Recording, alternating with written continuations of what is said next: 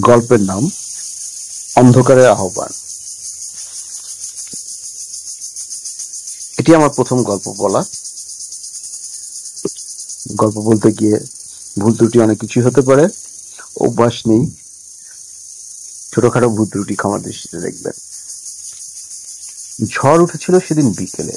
গ্রামের মানুষজন দোকানপাট গুটিয়ে ঘরে ফিরছিল।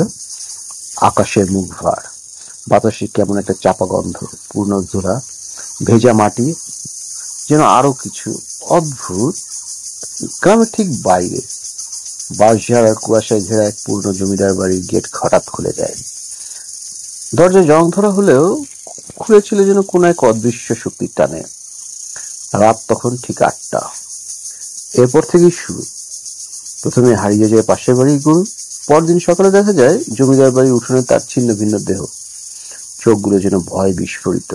তারপর লোকজন দেখতে পায় বাড়ির পাশের জানালায় আলো জ্বলছে, কিন্তু বাড়িতে তো কেউ নেই, বহু বছর ধরে নেই। ঠিক তখনই শহর থেকে আসে একজন, রুদ্র সেন, একজন তরুণ সাংবাদিক, হালকা মুখে দাড়ি, কাঁধে ব্যাগ, চোখে আগ্রহের ঝিলিকি। সে এসেছে এই ভৌতিক বাড়ি নিয়ে একটি রিপোর্ট করতে। গ্রামের প্রবীণরা সাবধান করে দেয়, ওখানে গেলে আর ফিরে আসা যায় না। কিন্তু রুদ্র হেসে বলে, গল্প খুঁজতে গেলে একটু সাহস তো লাগেই কাকা। সেদিন রাতে সে প্রবেশ করে জমিদার বাড়িতে। হাতের টর্চটা তখনও জ্বলছিল, কিন্তু উঠোনে পা দেওয়ার সঙ্গে সঙ্গে বাতাসটা কেমন পাল্টে গেল, চুপচাপ, ভারী আর ঠান্ডা। কেউ যেন ফিসফিস করে বলছে, এসো, অনেকদিন তোমার অপেক্ষায় ছিলাম। রুদ্র যখন প্রথম পা রাখে জমিদার বাড়ির ভিতরে, তখন তার মনে হচ্ছিল সে যেন কোনো সিনেমার সেটে ঢুকে পড়েছে। পুরনো কাঠের মেঝে চাপা শব্দে কেঁপে ওঠে তার ভারে, আর চারপাশে একরকম ভেজা সাজ ধরা গন্ধ। টর্চের আলোয় ধরা পড়ে ধুলিমাখা আসবাব, একপাশে উল্টে থাকা চেয়ার, আর মাঝখানে একটা বিশাল ছবি, একজন গুরুগম্ভীর দৃষ্টির জমিদার, যার চোখ জল জল করছে। রুদ্র একটু হেসে বলে, আপনি বুঝি এই বাড়ির মালিক? এখন তো আমি এসেছি, একটা ভালো কাহিনী পাবো আশা করি। কিন্তু তার হাসি দ্রুত থেমে যায়। ছবি থেকে যেন কেউ তাকিয়ে আছে। শুধু ছবি নয়, বাড়িটাও যেন জেগে উঠেছে। সে ঘুরে ঘুরে দেখে প্রতিটি ঘর, কিছু দরজা বন্ধ, কিছু খোলা। প্রতিটি ঘরের দেয়ালে পুরনো আলপনা, আর মেঝেতে অদ্ভুত চিহ্ন। হঠাৎ একটা মৃদু শব্দ, টুপ টুপ টুপ। ছাদের দিক থেকে জল পড়ার মতো আওয়াজ, কিন্তু ছাদ তো একেবারে শুকনো। সে উপরের দিকে আলো ফেলতেই দেখে ছাদের এক কোণ থেকে কিছু একটা নড়ছে, যেন এক জোড়া চোখ আর লালচে আলোয় ভরা। রুদ্র পেছনে তাকাতেই দেখতে পায় দরজার ফাঁকে একটি ছায়া মূর্তি, স্থির কিন্তু জীবন্ত। সে ডাকতে গিয়ে গলা শুকিয়ে যায়, শব্দ হয় না। ছায়াটি ধীরে ধীরে মিশে যায় অন্ধকারে। রুদ্র টর্চ নিচে ফেলে, ভয়ে না উত্তেজনায় বোঝা যায় না, কিন্তু তার কণ্ঠ তখন ফিসফিসে, আমি একা নই, এখানে কেউ আছে এবং সে জানে আমি এসেছি। রুদ্র ফিরে আসে নিচের ঘরে, হাত কাঁপছে, কিন্তু টর্চ শক্ত করে ধরে আছে। তার চোখ এখনো ছায়ামূর্তির সেই নিঃশব্দ আবির্ভাবের ধাক্কা সামলাতে পারছে না। ছায়া কি মানুষ হতে পারে? এই প্রশ্নটা মাথায় ঘুরছিল বারবার। সে বুঝে গেছে এ বাড়িতে কিছু আছে, এবং সেটা শুধুমাত্র অতীত নয়, একটা জীবন্ত কিছু। সে একটা ঘরে ঢুকে একটি পুরনো আলমারি খুঁজে পায়। অনেক ধাক্কা দেওয়ার পর আলমারির দরজাটা খুলে যায়। ভেতরে মাকড়সার জাল আর ধুলিতে ঢাকা কিছু কাগজপত্র। তার মধ্যে সবচেয়ে আকর্ষণীয় বস্তু একটা চামড়া বাঁধানো ডায়েরি। ডায়েরির প্রথম পাতায় লেখা, আদি রায় চৌধুরী, 1927। রুদ্র চোখ বড় করে ডায়েরির পাতা উল্টাতে থাকে। ভেতরে লেখা আছে জমিদার আদি রায় চৌধুরীর নিজের হাতে লেখা কাহিনী। এই বাড়ি আমার পূর্বপুরুষদের হাতে নির্মিত, কিন্তু আমি জানি এই মাটি অভিশপ্ত। একটি চুক্তি হয়েছিল এক আত্মার সঙ্গে। সে রাত্রির রাজা, অন্ধকারের সেবক। চুক্তি ছিল প্রতিটি প্রজন্ম থেকে একজন তার হবে। রুদ্র থেমে যায়। পেছন থেকে একটা ঠান্ডা বাতাস তার ঘাড়ে লাগে। সে যেন স্পষ্ট শুনতে পায় এক মেয়ের কণ্ঠ ফিসফিস করে বলছে, তুমি সেই প্রজন্মের নতুন অতিথি। সে ফিরে তাকায়, কেউ নেই, শুধু ডায়েরির পাতাটা নিজে নিজেই উল্টে যায়। নতুন পৃষ্ঠায় লেখা, আমার কন্যা ঈশা। সে হারিয়ে গেছে, কিন্তু আমি জানি সে এখানেই আছে। চুক্তি ভাঙা যায় না। রুদ্র বুঝতে পারে এই গল্প শুধু জমিদার আর তার অভিশাপের নয়, এটা ঈশার নামের সেই হারিয়ে যাওয়া কন্যার গল্প। আর সেই কাহিনী এবার তাকে ঘিরেই লেখা হচ্ছে। রুদ্র ডায়েরি হাতে নিয়ে বসে পড়ে জমিদার বাড়ির ভাঙা দালানে। বাতাস থমকে গেছে যেন। আর কিছুক্ষণ আগেও যা ছিল নিঃসন্দেহ অনুসন্ধান, তা এখন রূপ নিয়েছে এক অশরীরী বাস্তবতায়। ঈশা। ডায়েরিতে যতটা লেখা তার চেয়ে বেশি অজানা লুকিয়ে আছে নামটার ভিতর। তারপর হঠাৎ আবার সেই কণ্ঠ, আমার নাম বলেছ, এখন আমাকে শুনবে? রুদ্র দাঁড়িয়ে পড়ে চারপাশে তাকায়। তারপর হঠাৎ আবার সেই কণ্ঠ, আমার নাম বলেছ, এখন আমাকে শুনবে? রুদ্র দাঁড়িয়ে পড়ে চারপাশে তাকায়। কণ্ঠটা এবারে একেবারে কাছে, যেন ঠিক কানের পাশে। সে ডাকে, তুমি কে? কোথায় আছো? জবাব আসে না, কিন্তু বাতাস ঘন হয়ে যায়। পাশের ঘর থেকে একটা ধাতব শব্দ আসে, টিনের কিছু পড়ে যাওয়ার মতো। রুদ্র ধীরে ধীরে ঘরটার দিকে এগোয়। দরজার ফাঁক দিয়ে দেখতেই চমকে ওঠে।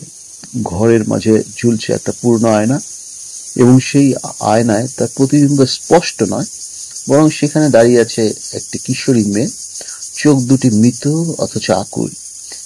ঈশা। মেয়েটি ঠোঁট নাড়ায়, কোনো শব্দ নেই, কিন্তু রুদ্র ঠোঁট পড়ে নিতে পারে।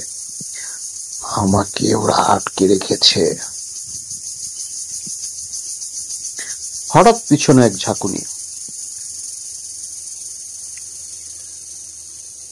দেয়ালের পাশের পুরনো ক্যাবিনেটের দরজা খোলা। রুদ্র সাহস করে খুলে দেখে ভেতরে একটা খেলনার বাক্স। সেই বাক্সের ভিতরে একটা পুরনো পুতুল, তার চোখ উপড়ে ফেলা, মুখ সেলাই করা, পাশেই আবার লেখা, ঈশার জন্মদিনে উপহার দেওয়া হয়েছিল, পরের দিন সে নিখোঁজ। রুদ্র বুঝতে পারে এই বাড়ি শুধু একজন আত্মাকে আটকে রাখেনি, এটি ছিল একটি উৎসর্গস্থল। আর ঈশা সে শিকার ছিল, শিকারের মধ্যে সবচেয়ে নিঃশব্দ আর চিরন্তন। হঠাৎ ঘরটি কেঁপে ওঠে।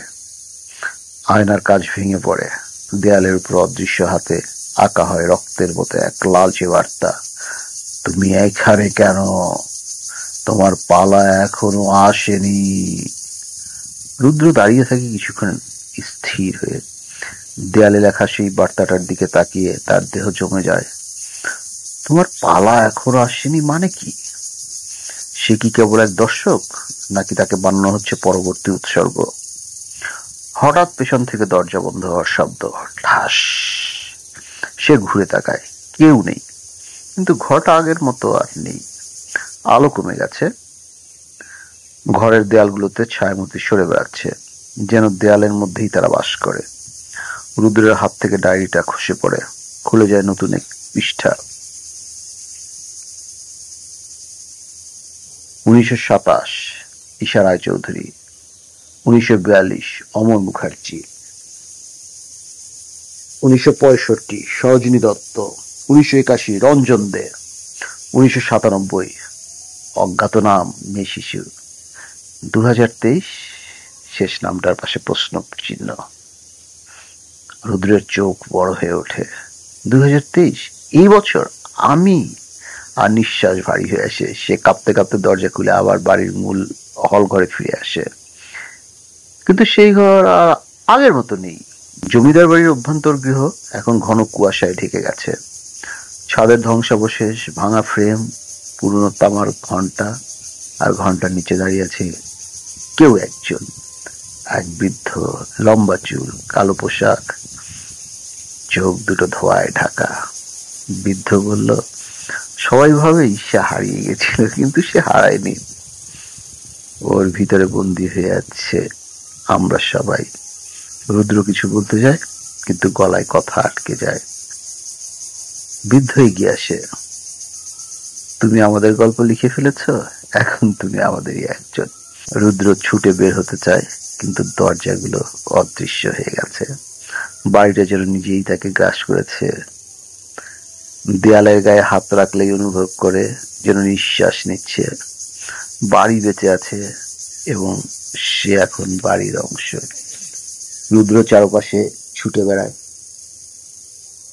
কিন্তু ঘরের কোনো দরজা আর খুঁজে পাচ্ছে না। দেয়ালের ফাঁকে, জানালার পাশ থেকে ছায়া যেন তাকে অনুসরণ করছে। প্রতিটি নিঃশ্বাস, প্রতিটি শব্দ, প্রতিটি চিন্তা, সবকিছু কেউ যেন অনুভব করছে। হঠাৎ মেঝের নিচ থেকে থপ করে কিছু একটা পড়ে। সে নিচু হয়ে দেখে একটা পেন ড্রাইভ। কিভাবে? ডায়েরির পাশে পড়ে থাকা সেই পেন ড্রাইভ সে আগে দেখেনি। সে কৌতূহলী হয়ে পেন ড্রাইভটা নিজের সঙ্গে রাখে এবং ঠিক তখনই পাশের ঘরের দরজাটা আপনি খুলে যায়। ভেতরের অন্ধকার। রুদ্র ধীরে ধীরে ঢুকে পড়ে। এটা একটা পুরনো লাইব্রেরি।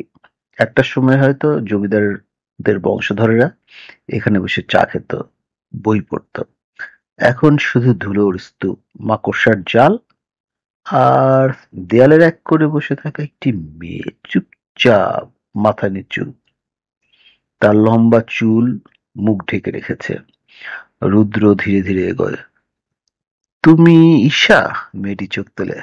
না, ঈশা নয়। চোখ দুটি নেই, গর্তের মতো কালো। মুখে স্থির এক হাসি এবং ঠোঁট নাড়ছে, কিন্তু কোনো শব্দ নেই। রুদ্র কান পেতে শুনে। তখনই সে শুনতে পায় মেয়েটি তার নিজের চিন্তা ওড়াচ্ছে।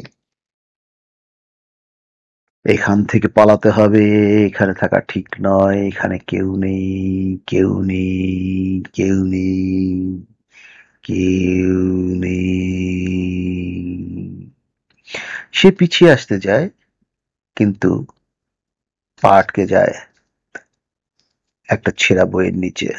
হঠাৎ বইটি নিজে নিজে খুলে যায়। প্রথম পাতায় লেখা, যারা একবার চলে যায় তারা আর ফেরে না, কিন্তু যারা থেকে যায় তারা ভুলে যায় কারা তারা ছিল, কারা তারা ছিল। যারা একবার চলে যায় তারা আর ফেরে না। রুদ্র বুঝে যায় এই বাড়ির অন্ধকার শুধু মানুষের জীবন নিয়ে নেয় না, তাদের স্মৃতিও গিলে ফেলে। যদি সে এখান থেকে বেরোতে না পারে, তবে ধীরে ধীরে সে ভুলে যাবে সে কে, সে কোথা থেকে এসেছে, তার অতীত কি। রুদ্র হাঁপাতে হাঁপাতে লাইব্রেরি থেকে বেরিয়ে আসে। তার মাথায় ঘন কুয়াশা নেমে এসেছে। কোনোটা সত্যি আর কোনোটা বিভ্রম বোঝা যাচ্ছে না। সে জানে এই বাড়িতে সে যতই থাকছে ততই তার মনে রাখা শক্ত হয়ে পড়ছে। তার নাম কি, সে কোথা থেকে এসেছে, কেন এসেছিল, সব ঝাপসা হয়ে আসছে। কিন্তু একটি নাম পরিষ্কার, ঈশা। সে আবার ডায়েরিটা খুলে দেখে। কিছু পৃষ্ঠা যেন হারিয়ে গেছে, ছিঁড়ে ফেলা হয়েছে, কিন্তু একটি পাতায় হঠাৎ চোখ আটকে যায়। যদি তুমি সত্য জানতে চাও তবে নিচে নেমে যাও। সিঁড়ি যাওয়ার দৃশ্য, কিন্তু হৃদয়ে খোদাই। রুদ্র ভাবে নিচে, নিচে মানে কোথায়? ঠিক সেই মুহূর্তে ঘরের মাঝখানে রাখা কার্পেটের নিচে কিছু একটা দুলে ওঠে। টেনে কার্পেট সরিয়ে দেখে একটা লোহার দরজা, তালা নেই, শুধু আঁকা একটি চোখ এবং একটি চোখ। সে দরজাটা খুলে নিচে নামে। সিঁড়িগুলো সরু, ভেজা আর নিচের দিকে নামছে অনেক দূর, প্রায় অন্ধকার, কিন্তু দেয়ালের ফাঁকে ফাঁকে ঝুলে থাকা মোমবাতিগুলো আপনা আপনি জ্বলছে, যেন তাকে স্বাগত জানানোর জন্যই জ্বলছে ওগুলো। শেষে সে পৌঁছায় গুহার মতো এক ঘরে। ঘরের মাঝখানে দাঁড়িয়ে আছে একটি আয়না, কিন্তু সেই আয়নায় তার চেহারা নেই। যা দেখা যাচ্ছে তা হলো ভয়ঙ্কর একটি মুখ, ঘাড় সারা ত্বক, পাকা চোখের গর্ত এবং রক্ত মাখা ঠোঁট। রুদ্র চিৎকার করতে যায়, কিন্তু তার গলা দিয়ে কোনো শব্দ বের হয় না। তার পেছনে কেউ দাঁড়িয়ে। ঈশা। সেই কিশোরী কণ্ঠস্বর আবার শোনা যায়, তোমার শরীর আমার, আমার আত্মা তুমি, আমরা মিলে পারি হব, চুক্তি সম্পূর্ণ হবে আজ রাতে। রুদ্র স্থির দাঁড়িয়ে আছে। তার সামনে ঈশার ছায়া, আর চারপাশে ঘন কালো অন্ধকার যেন ঘুরে বেড়াচ্ছে। কিন্তু আজ প্রথমবার সে ভয় পাচ্ছে না, সে শুধু ভবিষ্যৎ দেখতে পাচ্ছে। তার আর কোনো প্রশ্ন নেই, শুধু একটি অনুভব, এই বাড়ি তার অপেক্ষায় ছিল। শুধু তার নয়, পূর্বপুরুষদের মধ্যেও কেউ এই পথ পেরিয়েছিল, হয়তো সে জানতো না। হঠাৎ গুহার মেঝে কাঁপে, দেয়ালের মোমবাতিগুলোর শিখা একসাথে জল জল করে ওঠে। মাঝখানে আয়নাটিতে আগুন লেগে যায়, কিন্তু আয়না পড়ে না, তা আরো উজ্জ্বল হয়ে ওঠে। ঈশার কণ্ঠে উচ্চারণ হয়, আমার দেহ নষ্ট হয়েছে, কিন্তু আত্মা জাগ্রত। তুমি হলে আমার অবশিষ্টটুকু, এখন আমরা এক হব। রুদ্র কিছু বলতে চায়, কিন্তু মুখে কথা আসে না। তার শরীর ভারী হয়ে উঠেছে, মন ধীরে ধীরে অবশ হয়ে যাচ্ছে। তার মাথায় হঠাৎ ফিরে আসে সেই ডায়েরির বাক্য, যদি তুমি চুক্তি ভাঙতে চাও তবে তাকে আয়নার বাইরে আনো, তাকে আলো দেখাও। সে আলো ভুলে গেছে। রুদ্র হঠাৎ টের পায় তার গলার কাছে ঝুলছে একটি ছোট্ট টর্চ, যেটি প্রথম রাতে সে ব্যবহার করেছিল। সে লাফিয়ে বের করে ফেলে টর্চটি, চোখ বন্ধ করেই আয়নার দিকে জ্বালিয়ে দেয় আলো। এক মুহূর্তের জন্য সব স্তব্ধ।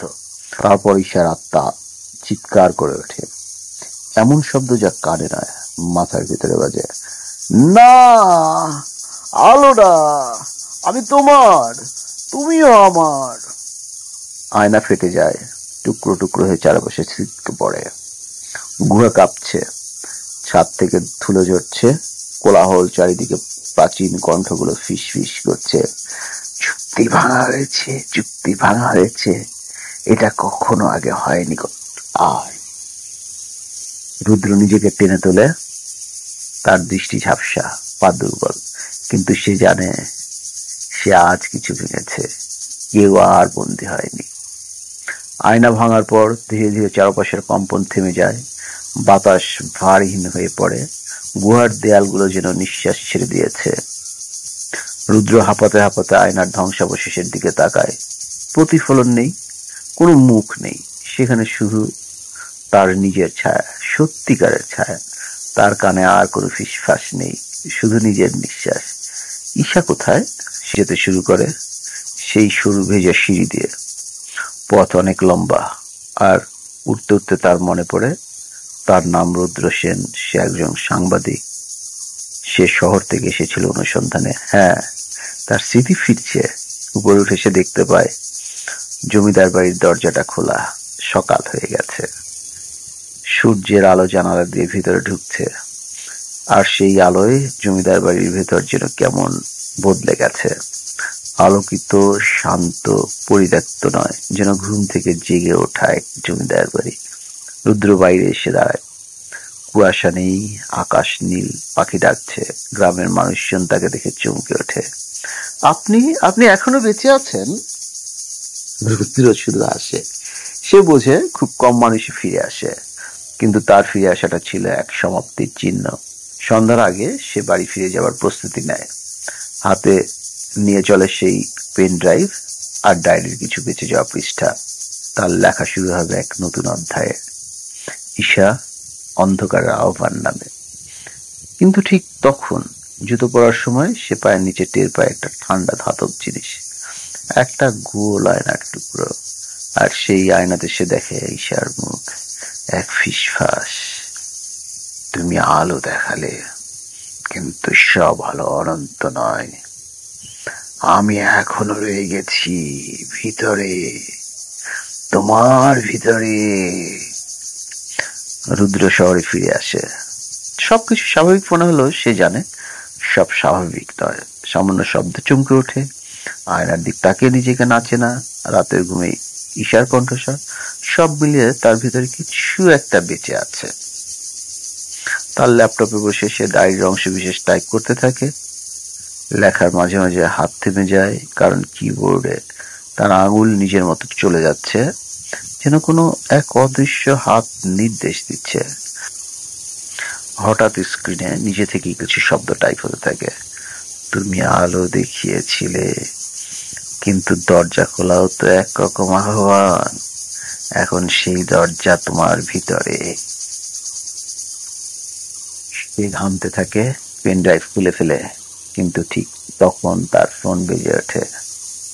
কোথাও থেকে ফোন আসছে না, স্ক্রিনে লেখা জমিদার বাড়ি।